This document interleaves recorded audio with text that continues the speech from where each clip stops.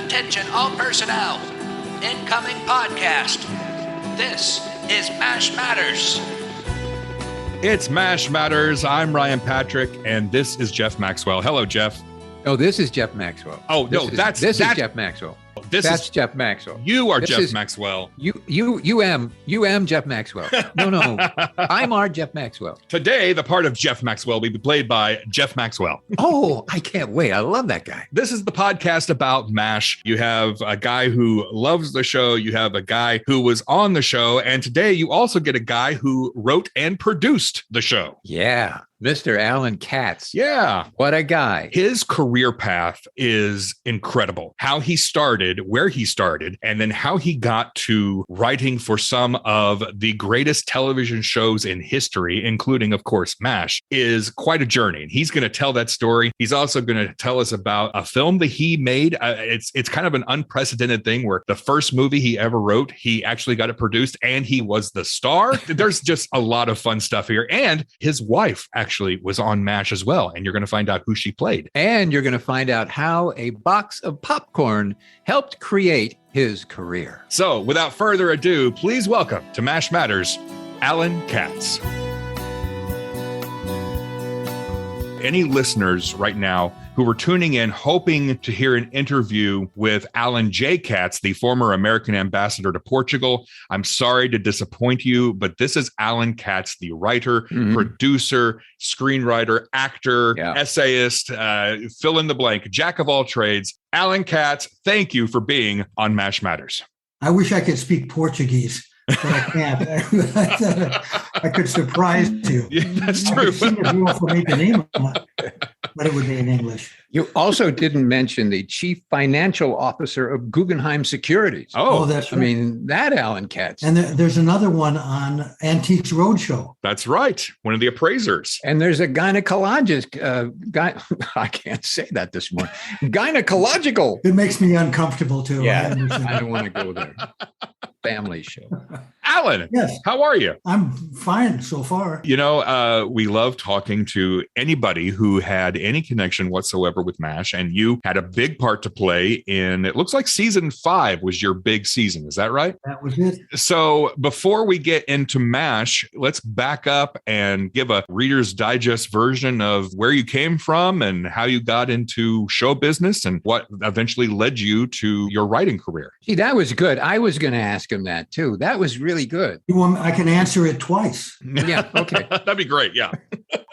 My father was in vaudeville. So in our household, comedy was sort of like the medium of exchange. I have an older brother and a younger sister, and it was comedy, it was jokes, it was dialects, it was all that sort of stuff. So I knew a lot about comedy before I even decided to try to become a writer. And I ended up having no career before I was in my early 20s. I was a college dropout.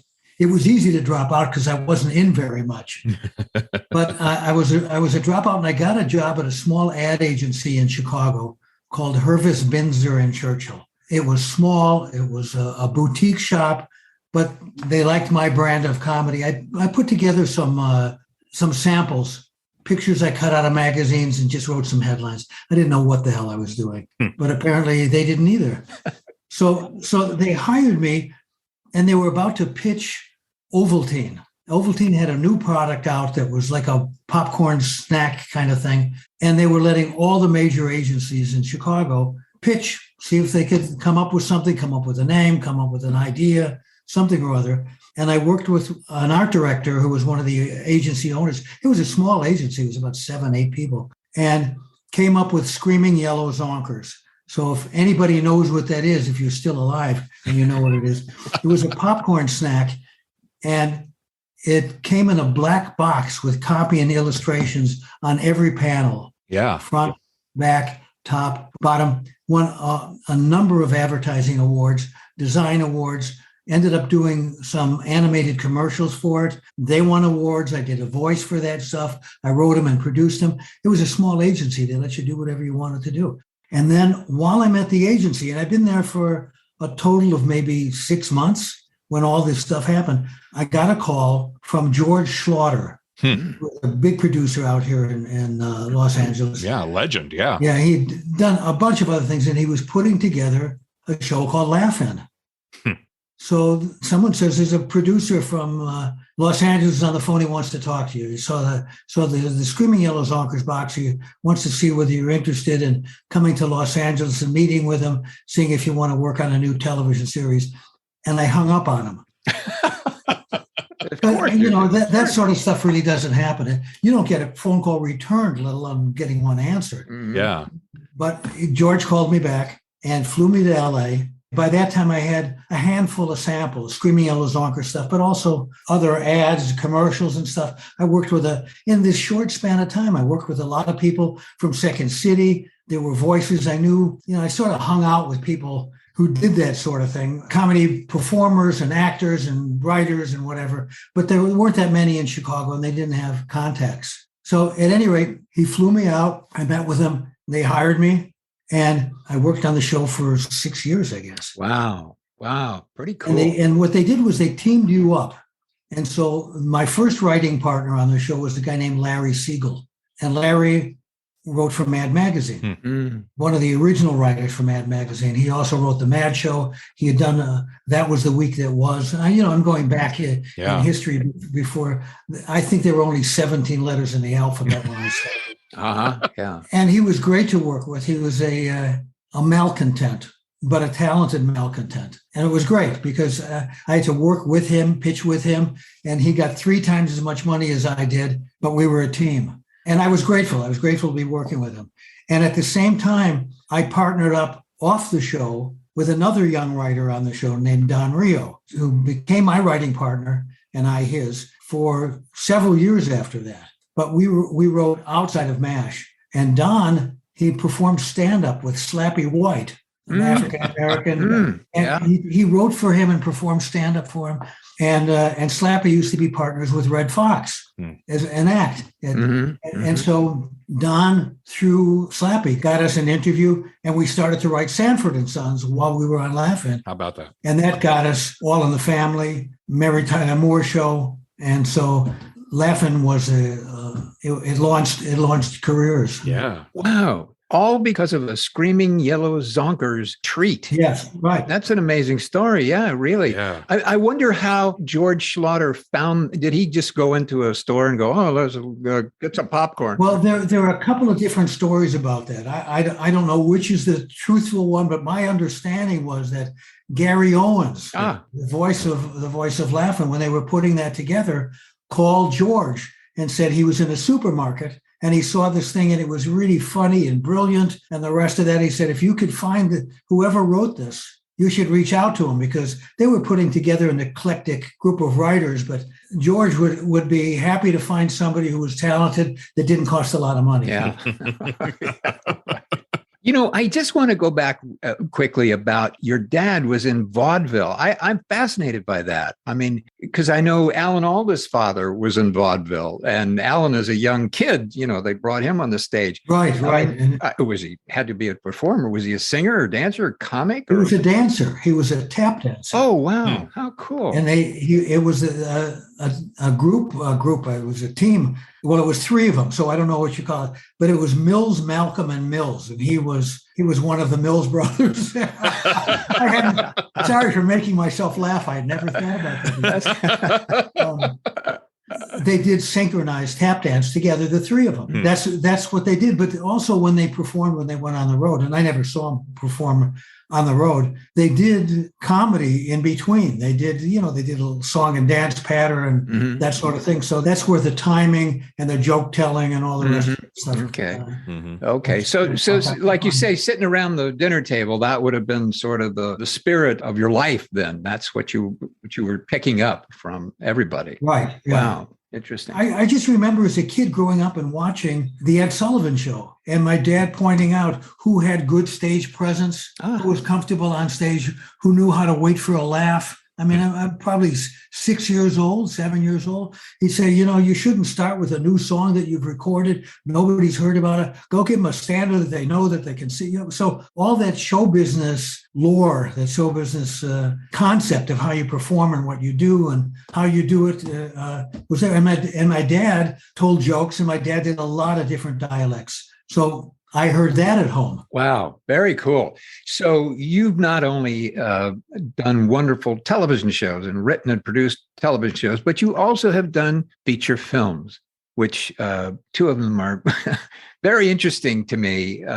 And we talked several years ago, we actually talked about one of them. I don't remember which one we were talking about, but there was talk about raising money for various films and things like that, which you have to do if you want to make a feature. You got to pay for it, and somebody's got to raise money to do it. I was so used to with working in television and doing variety shows, did the Share Show, variety show, not only Laughing, but we did a bunch of things. We did a bunch of roasts. But the movie business was so different because I wrote my first script, and my agent said to me, "What am I supposed to do with this?" Oh. I said, "Well, I thought maybe get somebody to produce it, to sell it."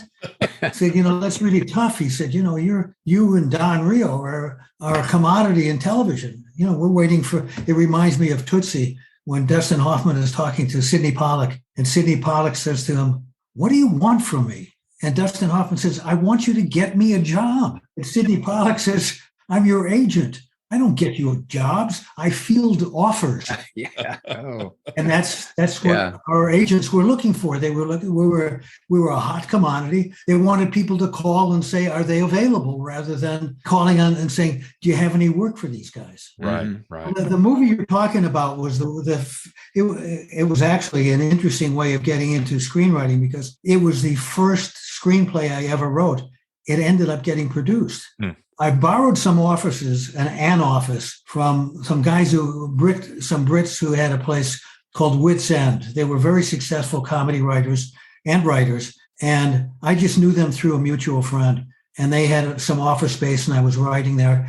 And Marty Feldman's office was the floor above. And I knew Marty a little bit because he had guested on the Share Show. And I performed in a sketch with him, and I had been over at his house a couple of times, and we became really good friends. And so Marty came downstairs and wanted to go to lunch, and he said to me, "So what are you doing?"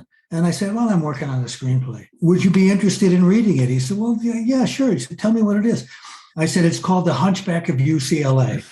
And he laughed, and he said, "God, that sounds really funny. What's it about?" And I told him, I said, "It's just sort of like the Hunchback of Notre Dame, except it's some guy that they found in a bell tower here, and he's Farrell. He was brought up here." And I started telling him the story, and I said to him, "Maybe I could get this made if you'd agree to play that part." And Marty said, "Well, it takes a long time to get a movie done." He said, but I know you. I've known you for a long time. Why don't you play that part?"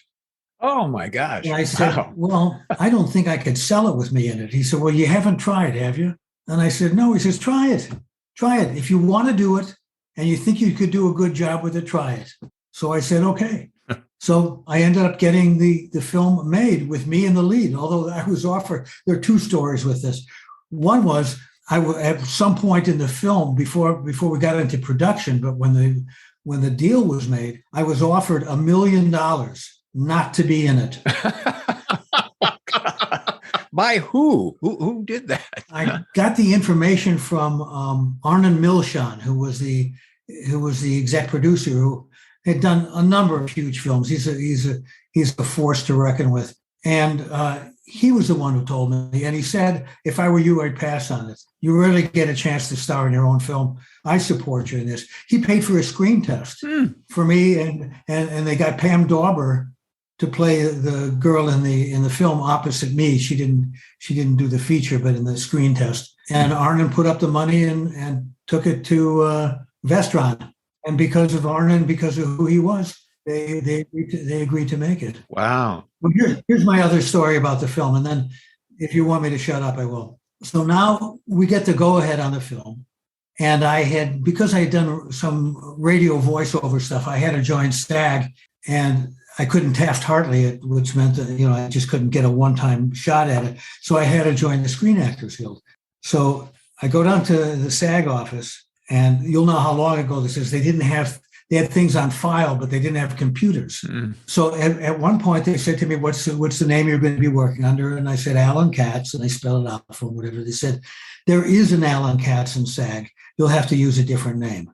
And I said, well, wait, I've been working for 6-7 years now as a writer. I've written and produced. I also am in AFTRA. It was before they had merged. I said, so I've got that. I was in the Producers Guild, a couple of other things. I said, I've got a track record, my name. They said, well, Michael Fox had to do it. He had to become Michael J. Fox. There are a number of people who had to change their names because we have a bylaw that says you cannot use the same name as somebody else in SAG. So I said, okay. And I filled out a new form and I put down my name as starring Allan Katz. And they didn't get the irony in it. They just said, okay. I have my original SAG card, which says starring Allan Katz. That's awesome. That is fantastic. That's fantastic. So before we start talking about MASH, I do want to talk just a little bit more about this movie. The movie is called Big Man on Campus. The title that you had originally was not the title that was used. Well, it was so crazy because the studio said, well, we may get sued by UCLA. And I said, well, first of all, that's free publicity. Am I not mistaken? Right. They said, yeah.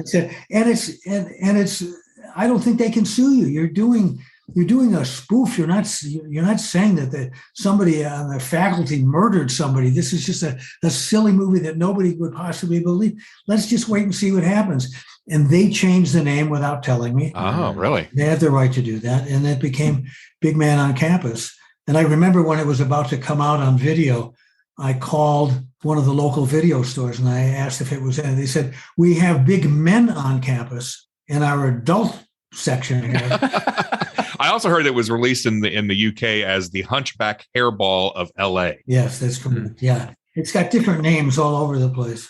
But it's gone on to really be kind of a cult classic. It is. It's amazing. Every once in a while, if I take a look, and somebody's posted the whole film on YouTube. Oh. And it's also rentable other places, but nobody did a high def version of it because they figured, it's expensive to do that, and who wants it? Well, after this podcast comes out, you better get ready for the 4K HD version to be released. Yeah. Okay. Blu-ray. That's wild that not only was it your first screenplay that you wrote, you were able to get the first screenplay you ever wrote produced and with you in the lead. That just doesn't happen. It doesn't happen twice. I'll tell you that. It was so crazy. I remember at a screening of it, some woman, I didn't get her name, or I don't remember it. I barely remember mine. She came up to me and she said, I really, really enjoyed this movie. You were wonderful in it. She said, I read it at one point when I was doing features over here, and I loved the script. And I said, well, why didn't you ever reach out to me? She said, well, we weren't doing stuff like that. And, and then I found out it was already being made. And I said, I write other things. You could have called me. I'm not dead. Right. And that's sort of like what happens. You do something and you do a pilot, it doesn't work, and either nobody ever calls you again or they don't make eye contact with you or something. It's very strange. Well, on behalf of the Big Man on Campus fans out there, thank you for bringing us Bob Maluga Luga. You got it. You got it right. It's Bob Maluga to the fourth power. Yeah. Luga. Now let's talk about MASH. How did you end up writing and producing on MASH? Well, I don't remember how we first got in there. We got in the season before. Don and I got in the season before because we loved MASH. Who didn't? And we wanted to pitch a couple of episodes and see whether we could get in. We had enough of a track record that we got in the door. But it turned out that Larry Gelbart was not around. And one of the advantages of MASH was that by this time they knew in advance that they were going to be picked up for the next season. So they were able to stockpile, if not scripts, certainly stories that they had worked out that they were either going to write during the next season or give out to writers to bring them in. So when we did this one episode, nothing happened. But then we got a call as they were putting together the staff for the next season. Larry Gelbart had left. Right. So they were looking to bring in some writer producers to come in who knew how to produce a comedy show and knew how to write it, knew the ins and outs of the rest of that stuff. And they brought us in. When we were asked to come in, we were asked to come in and meet with Gene Reynolds because Larry had gone. Now, I knew Larry's history and his background, especially I knew a lot about him from Marty Feldman because he worked with Marty Feldman. They were good friends, and I knew that Marty idolized him, as did Larry Gelbart, as did most writers that I knew. So we came in and we were just told we were going to meet with Gene Reynolds. There was no internet. There was no way to look up Gene Reynolds, and our agents didn't tell us who he was. They just said he was the producer of the show. Huh. He was going to move up to exec produce. Maybe he was already doing it. Want to bring in some writer producers for the show. So we said, great. Now, we know nothing about his background. Well, nothing. He was a child actor. He had worked with Errol Flynn and Spencer Tracy. And I mean, the list was, it would take your podcast just to give you the name of every famous star he had worked with as an actor. And he had also wrote and produced television series, but I didn't know about it. Don and I didn't know about it. And we didn't know about that for weeks into the show. We got hired based on what we had written before and based on our interview with Gene, who seemed to be a really lovely guy, but I didn't know anything about him. Other than it was up to him whether to hire us or not. So it was like a first date. Yeah, so I used my first date material.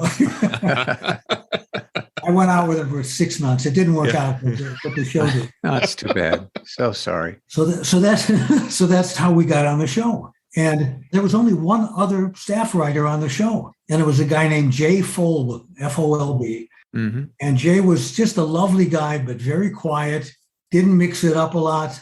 Just kind of kept to himself, very decent guy. And I think Gene liked him and wanted to work with him because Larry was there for all the tumult and Jay was there to sort of like for the even keel part of it. I don't know. Mm-hmm. And we really liked him. He had written some other shows before. I looked him up, but he was not like a major staff writer on other shows. And his personality wasn't such that he was going to be able to, I think, interface with other writers and give them notes and sit around and kick jokes out like that. He was better quietly to himself.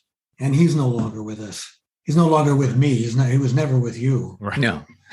And atypically, it was Gene Reynolds, who was not primarily a writer, and Jay Folb, who was a script supervisor. That was it. I mean, you compare that to shows now that I remember, I'm trying to think of what I was thinking of that was a show at the time, but whether it was Laverne and Shirley or something, they probably had 15, 20 writers. So you've written all these other TV shows. When you got to MASH and you started doing the scripts, was there a big difference in working with MASH and all those actors or all the themes that they were talking about than it was with Roseanne or Blossom or Rhoda? Or was there a difference?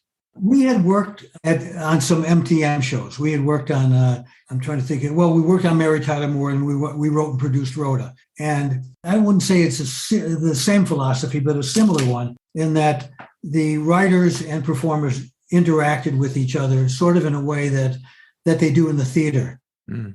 You do a run through, you take a look at it, you have some notes, you talk about it, you do whatever can be helpful, and then you move on and you see a run through and you do some more notes and you do some changes and things like that. MASH was different in that there were very few outside characters. So the actors on MASH, they knew their characters better than the writers did, certainly better than Don and I did, and sometimes better than Gene did, who was part of the development of the show. Mm-hmm. Just because they lived with the characters and they heard the characters' voices, they lived them. So it was very different. And also because we had so much lead time, by the time we got to the table with any scripts to read, the actors knew the characters. I used to say that anybody could pretty much direct that show. Just walk in there. You didn't have to worry about what the costumes were going to be. Everybody was right. They're all green. Yeah. Right. Yeah. and the actors knew what they were doing. And unless there were some moments or some attitudes or something like that, the actors usually got it themselves. And so there wasn't much to direct other than to take a look at a first edit. And you had an editor who would work on almost every episode of the show. So the editor would give you a first cut that was pretty damn good. And then you just take a look if there was something that you didn't like, or you thought, oh, I thought maybe I saw a better take of something like that. Can you look and see what they go? And we edited on a moviola. We edited it on film. Yeah. Mm-hmm. Mm-hmm. So we had the advantage of a number of other shows in that we had so much lead time. We had scripts and we weren't rushing. We didn't have to work late at night. The other thing was we worked on film. We did one camera film. So we didn't have to worry about audiences. We sweetened based on what we thought the timing of the material should be. Mm-hmm. Even if we thought something was a great joke, we didn't hold for 25 minutes while the audience laughed. 25 seconds, the way they might have done on the Carol Burnett show, or they might have done it All in the Family when Sammy Davis Jr. comes in and you cut back and forth and you show facial expressions with Carol O'Connor. A, we didn't have the luxury of doing that. And B, it wasn't the style of the show. We weren't milking the comedy. It just happened to be part of what was going on. Wait, you're saying there was no audience? Then where did all those laughs come from? Came from the writers when the checks arrived. Well, the feeling was, it wasn't our feeling. And I remember we had one meeting where we tried to dispense with the laugh track. There were a couple of episodes where it was done, where we said, this is too serious to do. We don't have people sitting up in the trees laughing. Let's do it. But the network said, people are so used to hearing laughs that it feels like it's not funny, or it feels like it's hollow, or there's something missing. So the only place where there was consistency, no laughs, is in the OR, in the operating room. Yeah. Right. And that was Larry and Gene. Yeah. They couldn't push it for the rest of the episode. I don't know if you may or may not agree with me, but based on my experiences with both Larry Gelbart and Gene Reynolds, I've always said that I don't think we'd be talking about the show called MASH if it weren't for them. Number one, obviously the genius of Larry Gelbart, and quite frankly, the genius of Gene, who was able to so elegantly kind of lead that show where it went. Right. And I used to watch him, deal with some, pretty high power folks sitting around and doing what they had to do. And you think he really elegantly led everybody in the right direction and got it when they needed to lead it and he needed to take back and lead it himself. I think that's a rare commodity. We had no idea, especially because we worked closely with Gene because Larry had left. Yeah. Had no idea how incredibly talented and what a decent human being he was. Yes. It was like with Larry, but I was so flattered that Gene ultimately became a friend. Mm-hmm. And we hung out together and we had lunches together and whatever. And I was just flattered that I always have been when there are people who are so incredibly talented. And I stand back and I say to myself, what do they like about me? I think they can do better. So according to IMDb, you were the producer for season 5. So the 24 episodes of season 5. And there are 2 writing credits on that season attributed to you, written by for Movie Tonight, and then teleplay by The Abduction of Margaret Houlihan. Right. As a producer, did you also have a hand in punching up other scripts as well? It was mainly that. Really? By the time we got hired for this season, they probably had 15 scripts, stories in one way, shape, or form, so that we contributed. But when we came up with a story, Gene liked to give out episodes to freelance writers because that's how they made a living. And he was very good about that. So when we came in, we would rewrite every single episode from page 1. Wow. It didn't mean that they weren't good. Right. We would punch it up.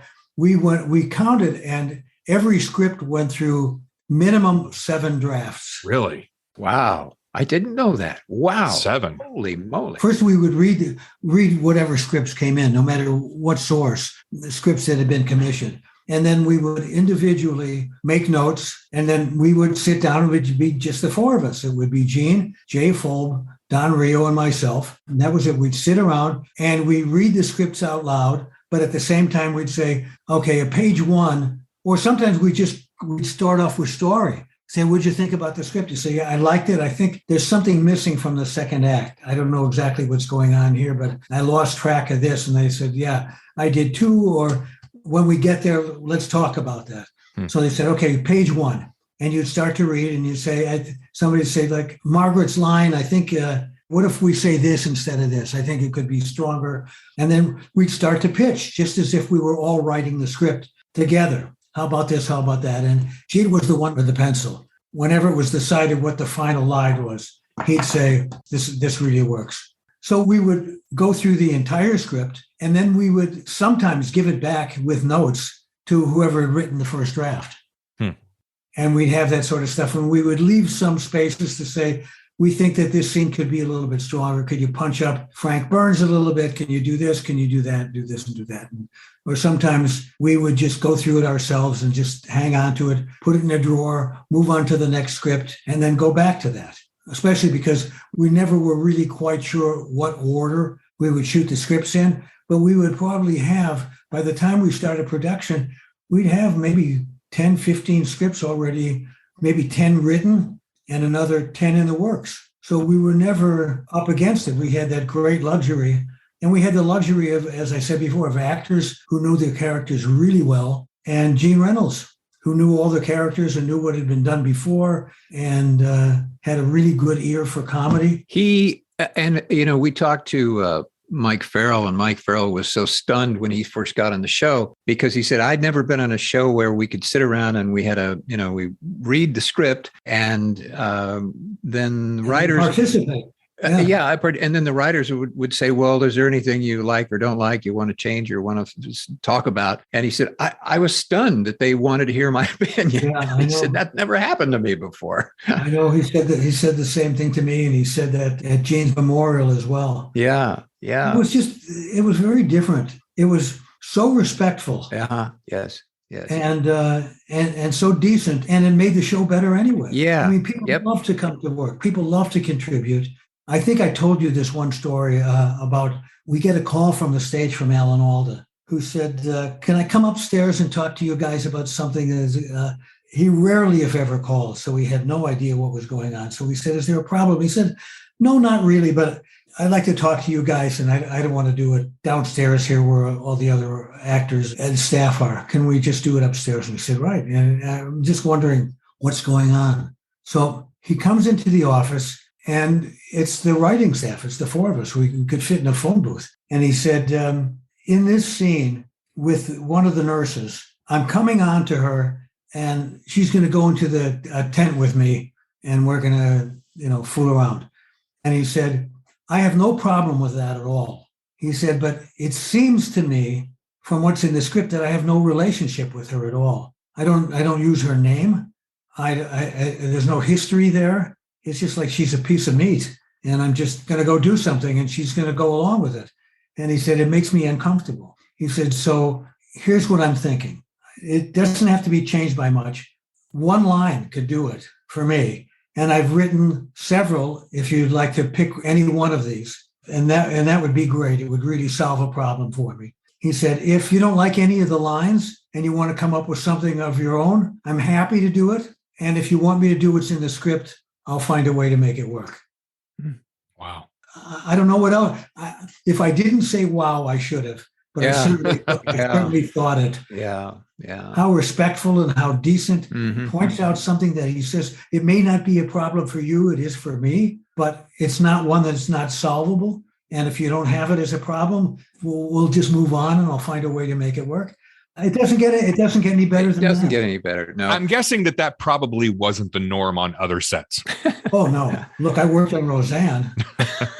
Need I say more? Enough said. Yeah. Yeah. Well, it is still a family. Mm-hmm. I mean, whenever Allan comes into town, we all get together and whatever. But when he doesn't, and there are other people, we've been to Mike Farrell's house recently, and he's been here. And the pandemic sort of slowed things down a bit. But I'm friendly with Loretta Swit, and it just is one of those kinds of things that it's a family, and nobody has any hidden feelings, negative feelings. It was always great. They were so appreciative and kind and friendly and grateful. So the two episodes I mentioned earlier, you have the written by, you have the teleplay. First of all, what's the difference between written by and teleplay by? Well, the written by, if I'm not mistaken, means that the entire episode story and script were yours. Okay. When we did these two episodes, they were the only two that were left when we got on the show. We were hired as writer producers, but we were really hired as rewriter producers. Yeah. Yeah. In other words, to whatever has come in, we were to improve. That's what you do in any sitcom. You do it with your own scripts. So Gene had come up with both of those storylines. So those two episodes in particular, do you have any memories of those? I know that Movie Tonight is a very well-loved, I mean, both of the episodes are well-loved. Yeah. The Abduction of Margaret Houlihan is a Colonel Flag episode, and yeah. MASH fans love Colonel Flag. Mm-hmm. And then Movie Tonight is just a different kind of an episode in that a lot of it takes place in, it's just them in the mess tent. In the Wild West. Yeah. and having fun and just messing around. There's not really a plot. Yeah. There's no conflict and resolution. It was much more slice of life. Yeah. Yes. And I love those kinds of episodes. The real advantage of MASH,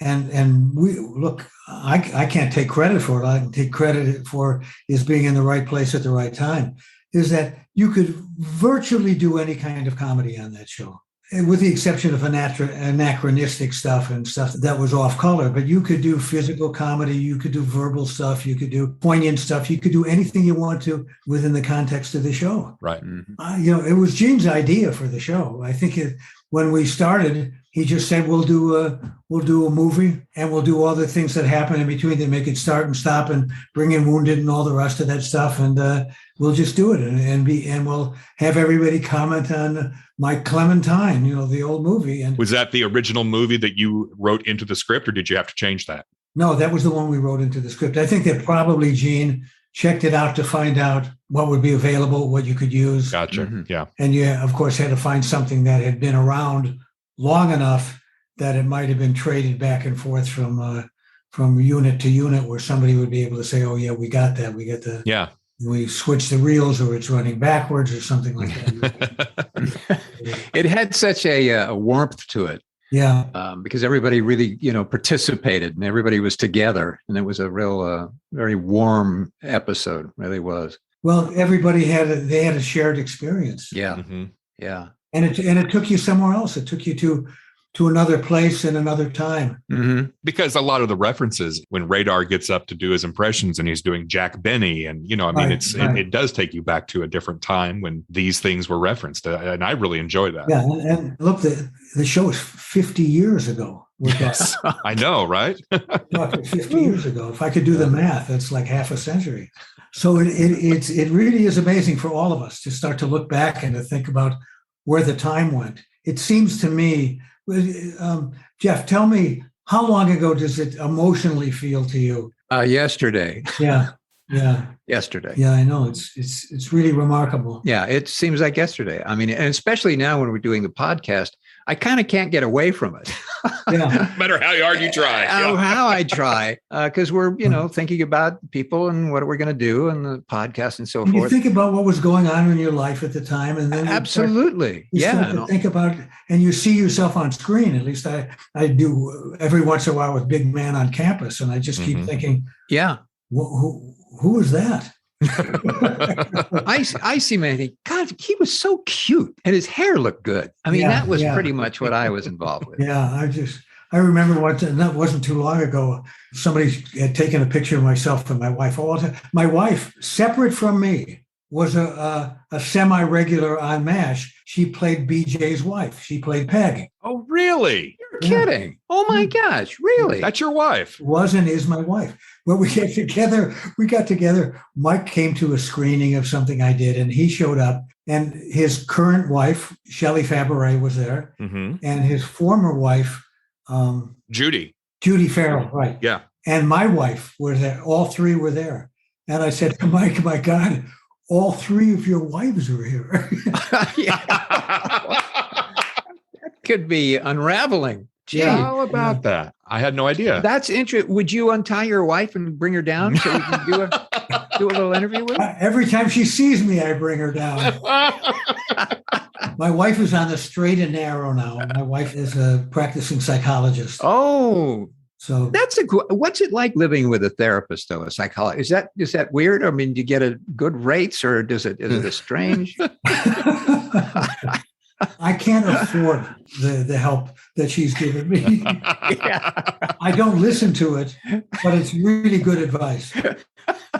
Well, speaking of family, did I read too that your sister appeared on several episodes of MASH as well? Yeah, she did a couple of those too, and that was again through this one was through Burt Metcalf, who was when we first started, he was a line producer, but everybody had something else. Burt was a working actor and a working producer before he did MASH. He was in, I'm trying to think, it was one of the Gidget movies. It was like had a big part to play in that. So it's, what can I tell you?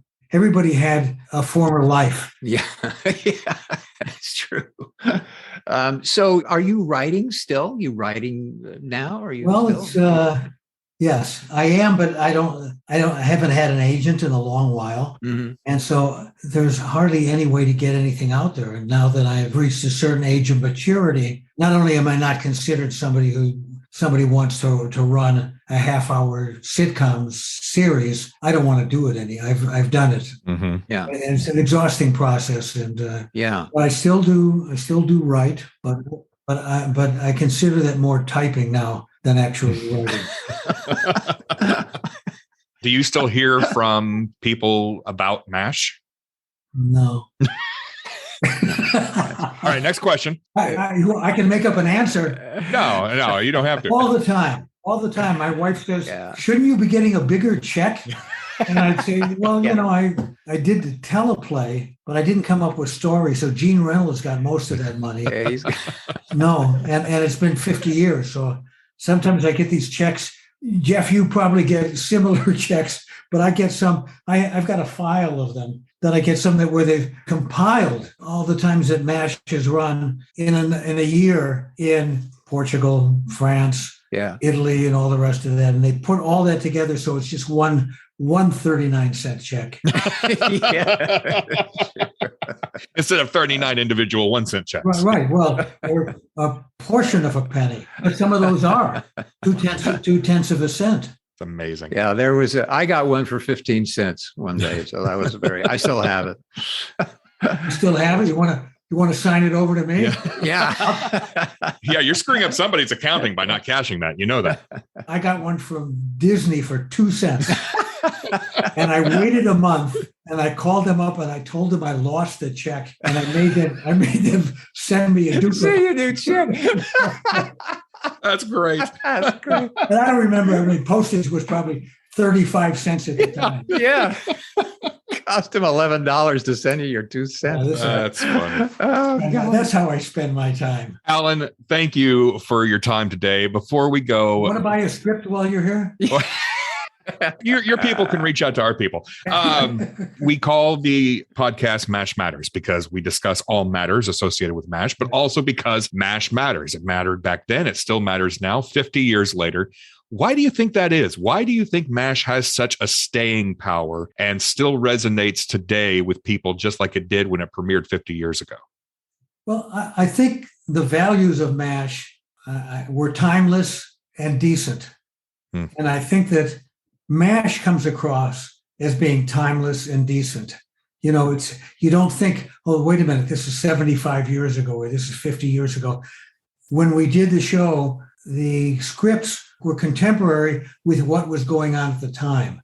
So you won't get a Donald Trump joke. Mm-hmm. There won't be one. There won't be one that's talking about characters or people who were alive 25, 30 years ago. You won't see costuming that feels out of place. Mm-hmm. Unlike other shows that I've worked on. I mean, you go back and you see Rhoda and you say, my God, did people actually dress like that? Yeah. Some shows have not aged well. Yeah. Mm-hmm. It was dated when we did it. Right. So it made it feel contemporary. Yeah. At least the sensibilities of the show. Mm-hmm. And so that hasn't changed. It may catch on. We can hope. So maybe we could do after MASH.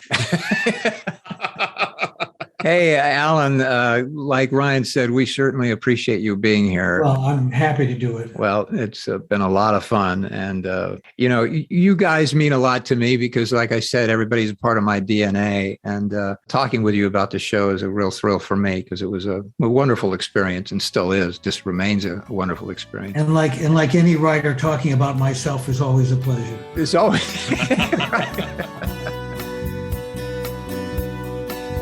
Thank you, Allan Katz, for spending some time with us today. That was incredible. I mean, seriously, to go from writing for a little advertising agency in Chicago, and what you're writing is then seen on the other coast by a star of one of the most popular television series of its time, Laugh-In. And then all of a sudden, you're writing for Laugh-In. And then you're writing for Sanford and Son, and then All in the Family, and Mary Tyler Moore, and MASH. I mean, what an incredible path his career took. It's great. I mean, students of writing and students of wanting to be in the television business, all they have to do is run around and find maybe like a box of crackers or a box of something else and come up with funny things for that box. And who knows, you'll have a whole career. It's just that easy. Funny stuff on a candy bar and boom, you got a contract at Fox. And he's married to Peg Honeycutt. I mean, come on. Give me a break. Come on. How cool is that? You can't make this stuff up. So anyway, thank you again to Allan Katz. This has been an absolute blast. And thank you for listening. You can reach out to us, as always, mashmatters.com. You can find us on Twitter. You can find us on Facebook, Instagram, and you can call and leave a voicemail, 513-436-4077. Just keep it under 3 minutes in length. And you can also email us at mashmatterspodcast@gmail.com. Or you can come over to the house. Until next time, here's looking up your old address.